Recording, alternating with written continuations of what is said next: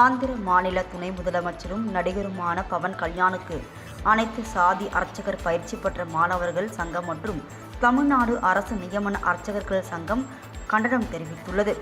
இதுகுறித்து வெளியிடப்பட்டுள்ள அறிக்கையில், அனைத்து சாதி அர்ச்சகர் பணியிடங்களை நிரப்பி இறைவன் ஆலயங்களில் சமத்துவத்திற்காக தொடர்ந்து திமுக அரசு போராடி வருவதாக தெரிவித்துள்ளது. திருப்பதி லட்டை வைத்து போலி மதவாத அரசியல் செய்பவர்களுக்கு உச்சநீதிமன்றம் கண்டித்தும், சனாதன பிரச்சனையை கையில் எடுக்கும் பவன் கல்யாணுக்கும் அர்ச்சகர்கள் சங்கம் கண்டனம் தெரிவித்துள்ளது. அரசியலுக்காக மதவாத ஆன்மீகத்தை கையில் எடுக்கும் நடிகர் பவன் கல்யாண் தமிழ்நாட்டின் துணை முதல்வர் உதயநிதி ஸ்டாலினை விமர்சிப்பதாக நினைத்துக்கொண்டு பல்வேறு நாடகங்களை அரங்கேறி வருவதாக குற்றம் சாட்டியுள்ளது.